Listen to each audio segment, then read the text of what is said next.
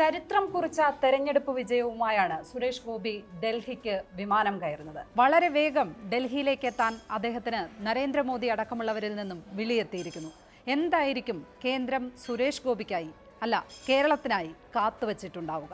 സുരേഷ് ചേട്ടാ, അവസാനം തൃശ്ശൂർ അങ്ങ് എടുത്തു അല്ലേ? തൃശ്ശൂരിങ്ങ് തന്നു, ഏൽപ്പിച്ചു.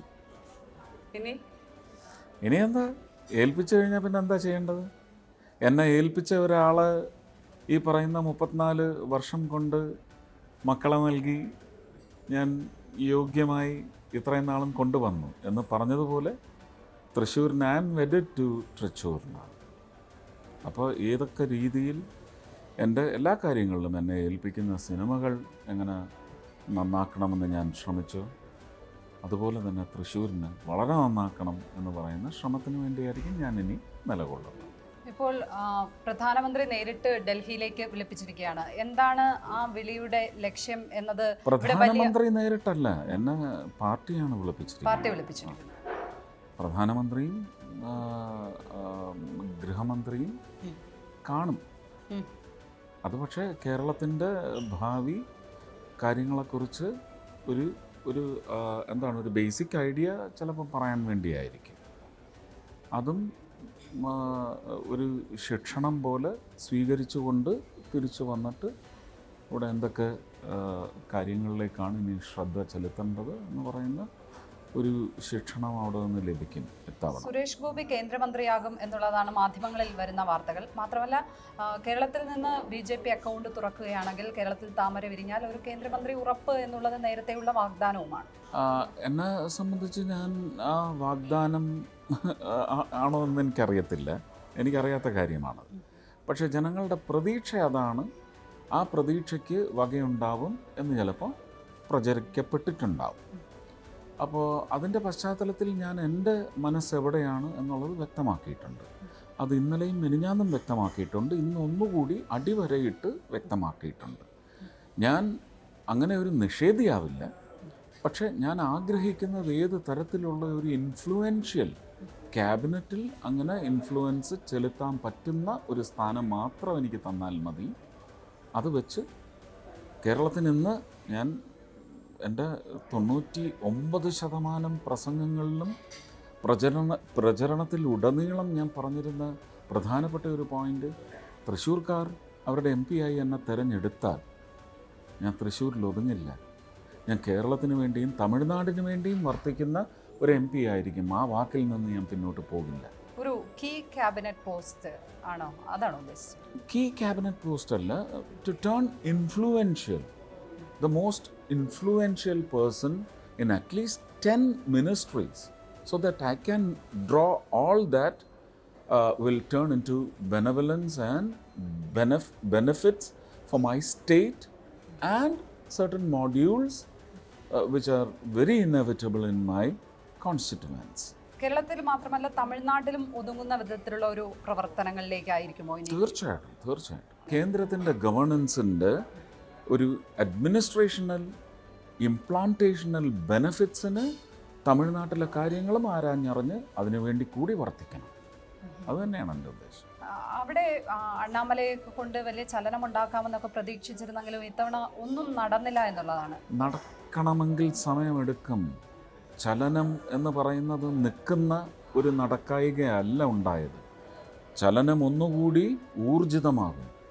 കാരണം ജനങ്ങളുടെ ഇപ്പോൾ നടന്നിരിക്കുന്നത് ചില കോൺഫിഗറേഷൻ സെറ്റിങ്ങിൻ്റെ കുഴപ്പമാണ്. ആ കോൺഫിഗറേഷൻ സെറ്റിംഗ് ഇനി ടാർഗറ്റാണ്. അതോടുകൂടി നടക്കുന്നതിലേക്കുള്ള വളർച്ച അതിവേഗമാവും. കേരളത്തിൽ BJP ആ വിധത്തിൽ അക്കൗണ്ട് തുറക്കുന്നു എന്നുള്ളത് കൊണ്ട് അത് ദേശീയ തലത്തിൽ തന്നെ വളരെ ശ്രദ്ധ ആകർഷിച്ചിട്ടുള്ള ഒരു തെരഞ്ഞെടുപ്പ് ഫലമാണ് തൃശ്ശൂരിലേത്. ആ ഒരു ചരിത്ര നിയോഗത്തെ ആ അർത്ഥത്തിൽ തന്നെയാണോ കാണുന്നത്? അത് മനസ്സിലാക്കുന്നുണ്ടോ? ഇതെല്ലാം അനിവാര്യതയായിരിക്കാം. പക്ഷെ ഞാൻ അതൊന്നും മനസ്സിലേക്ക് എടുക്കുന്നില്ല. കാരണം എനിക്ക് അത് ഭാരമായി തീരും. എനിക്ക് ഈ പദവി, എനിക്ക് ഈ കസേര തൃശ്ശൂരിലെ ജനങ്ങൾ കേരളത്തിലെ ജനങ്ങൾക്ക് വേണ്ടി തന്നു എന്ന് പറയുന്ന ഒരു ഭാരം ചുമക്കാൻ ഞാൻ തയ്യാറാണ്. അല്ലാതെ ഇതിൻ്റെ ആടയാഭരണങ്ങളൊന്നും എനിക്ക് ചുമക്കാൻ സാധിക്കില്ല. അത് ചിലപ്പോൾ എന്നെ വഴിതെറ്റിക്കും. ഇനി അതിനെയും കൂടി സംരക്ഷിക്കണമല്ലോ എന്ന് പറയുന്ന അധിക ഭാരം. ആ ഭാരം ചുമക്കുന്നതിന് വേണ്ടിയുള്ള ഒരു മസിലും അല്ലെങ്കിൽ ചിന്താശക്തി, പ്രവർത്തന ശക്തിയൊക്കെ ഞാൻ എൻ്റെ ഉത്തരവാദിത്വത്തിലേക്ക് ചെലുത്താനാണ് ആഗ്രഹിക്കുന്നത്. ഈ തൃശ്ശൂർ എത്തുമ്പോൾ ഒരു തിരുവനന്തപുരത്തുകാരനായിട്ടാണ് വന്നത്, പിന്നെയാണ് തൃശ്ശൂരുകാരനായി മാറുന്നത്. 2 തെരഞ്ഞെടുപ്പ് പരാജയങ്ങൾ, അതൊക്കെ എങ്ങനെയാണ് നേരിട്ടത്? ആ പരാജയങ്ങൾ തന്നെയാണ് ഇപ്പോൾ വിജയത്തിലേക്ക് എത്തിച്ചത്. ലക്ഷ്മി തമിഴ്നാടിനെ കുറിച്ച് പറഞ്ഞില്ലേ, തമിഴ്നാട് ഇതിലും വലിയ വൻ വിജയത്തിലേക്കാണ് ഈ പരാജയം ഏറ്റുവാങ്ങുന്നത്.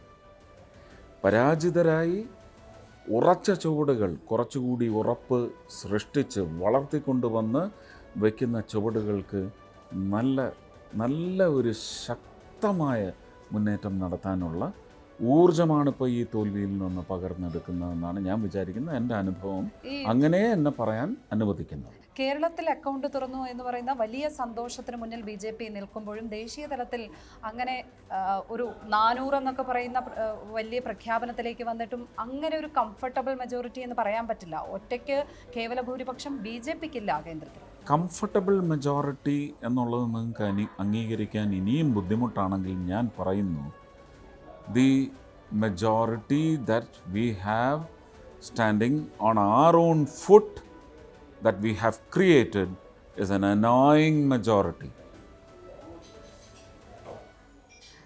അപ്പോൾ കൂടുതൽ മുന്നണികളെ NDAയിലേക്ക് ചേർക്കുമോ? അത്തരത്തിലുള്ള നീക്കങ്ങളൊക്കെ ചേർക്കില്ല. അതെൻ്റെ നേതാക്കന്മാർ വളരെ വ്യക്തമാക്കിയില്ലേ. വന്ന് ചേരും, കാത്തിരുന്ന് കാണുക. സർക്കാർ രൂപീകരിക്കുമ്പോൾ സ്വാഭാവികമായും വന്ന് ചേരും എന്നുള്ളതാണ്. അങ്ങനല്ല, അതിൻ്റെ പ്രവർത്തനം ഒരു 100 ദിവസം കൊണ്ട് ഏത് വഴിക്കാണ് പോകുന്നതെന്ന് കാണുമ്പോൾ ആകൃഷ്ടരായി. ഞാനിപ്പോൾ ഉറപ്പിച്ച് പറയുന്നു, ഈ പുഴുക്കുത്ത് സംഘമില്ലേ, അതിൽ നിന്ന് വരും, ഞങ്ങളെ കൊണ്ടുവരില്ല. ഇന്നലെ വൈകിട്ട് ദല്ലാൽ നന്ദകുമാർ വന്ന് വാർത്താ സമ്മേളനം നടത്തുന്നത് കണ്ടു. ഇങ്ങനെയുള്ള കാര്യങ്ങളൊന്നും എന്നോട് ചോദിക്കല്ലേ, അതൊക്കെ അവരുടെ അവകാശം. അവരത് പറഞ്ഞു. അവർ പറയുന്നത് ബുദ്ധിയുള്ളവർ ഏറ്റെടുക്കുമോ ഇല്ലയോ എന്നൊരു എന്താണ് അതിന് പറയുന്നത്, നമ്മളൊരു പബ്ലിക് ഓഡിറ്റ് നിങ്ങൾ നടത്തും. CPM വോട്ടുകൾ കൂടുതലായി BJPയിലേക്ക് വന്നതാണ്. നിങ്ങൾ എന്തിനാണ് വോട്ട് ചെയ്ത ആൾക്കാരുടെ ഹൃദയത്തെ നിങ്ങൾ അവഹേളിക്കുന്നത്? എന്തിനാണ് ഇങ്ങനെ CPMൻ്റെ വോട്ട്, കോൺഗ്രസിൻ്റെ vote, BJPയുടെ vote? അങ്ങനൊന്നില്ല.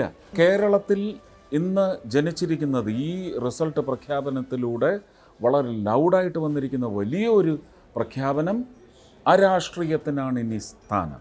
A political mind set has grown. അതൊരു ജനാധിപത്യ സംവിധാനത്തിന് ആപൽക്കരമല്ലേ? ജനാധിപത്യ സംവിധാനം ജനാധിപത്യ സംവിധാനം ഞാൻ പറയണ്ടേ? ഇപ്പം പറഞ്ഞോളൂ. ജനാധിപത്യം അങ്ങനെ ഒരു രാഷ്ട്രീയത്തിന് അടിമപ്പെടുത്തണോ?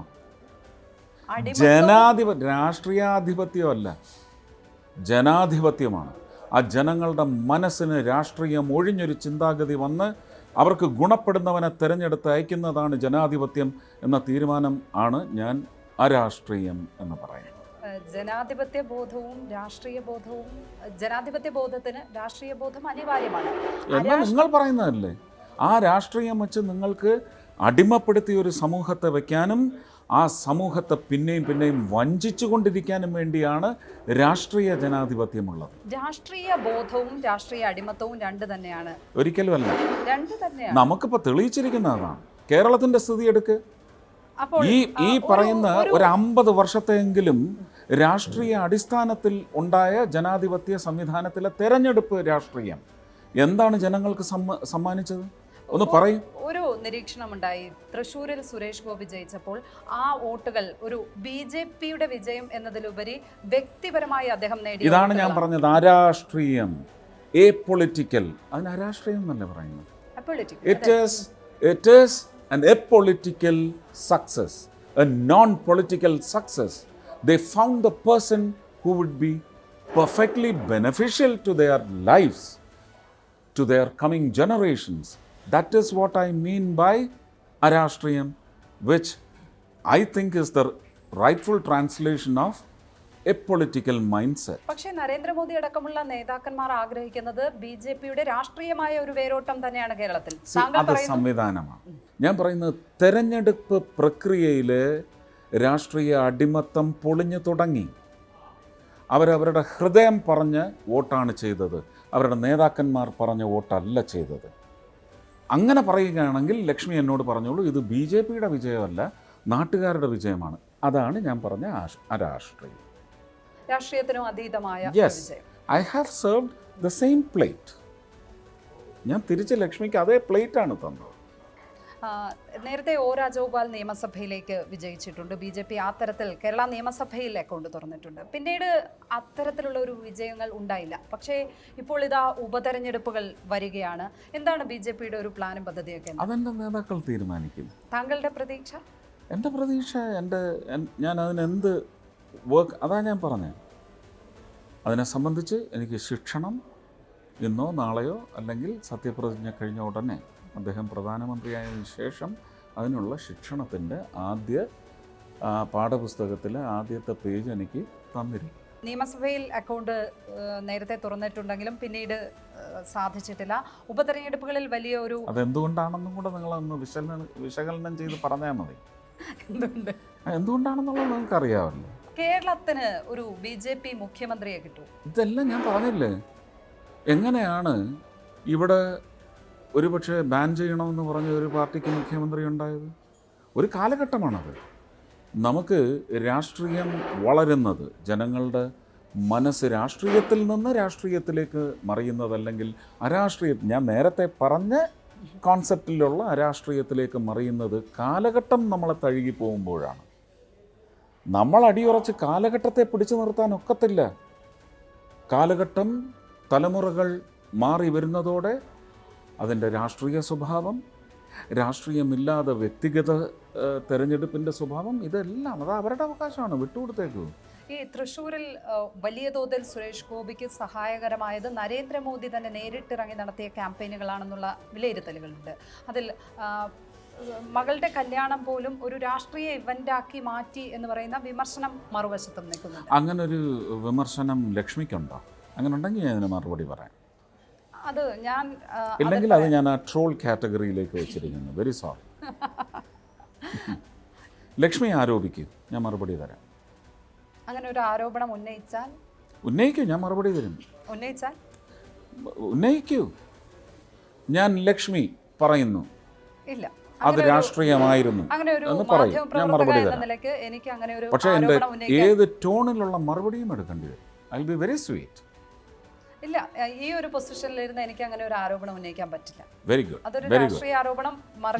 You have understood the essence of journalism. Thank you. ഈ പരാജയപ്പെട്ടപ്പോഴൊക്കെ വലിയ ട്രോളുകൾ വന്നിട്ടുണ്ടായിരുന്നു. തൃശ്ശൂരിങ്ങ് എടുക്കും എന്ന് പറഞ്ഞിട്ട് ഇപ്പൊ എന്തായി എന്നൊക്കെ വളർത്തിയില്ലേ?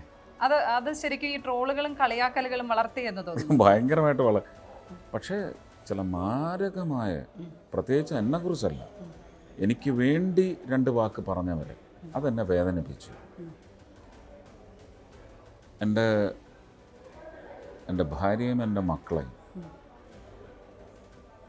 കുത്താൻ ശ്രമിച്ചപ്പോൾ എനിക്കത് ഭയങ്കരമായ പക തീരെ ഇല്ലാത്ത ആളായിരുന്നു ഞാൻ. ആ പക ആ തീവ്രവാദികൾ പാകി എൻ്റെ മനസ്സിൽ ഒരിക്കലും പക, വൈരാഗ്യം, പ്രതികാരം ഇങ്ങനെ ഒരു എൻ്റെ ഒരു ഹൃദയത്തിൻ്റെ ലെക്സിക്കനിൽ അതില്ലായിരുന്നു. അത് ഈ തീവ്രവാദികൾ പാകി.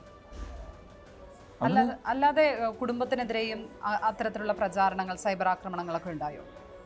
അത്രയ്ക്ക് മോശപ്പെട്ട ഒരു ജനാധിപത്യം ആക്കണോ അവർക്ക് നമ്മുടെ ഭാരതത്തിൻ്റെ ജനാധിപത്യത്തെ?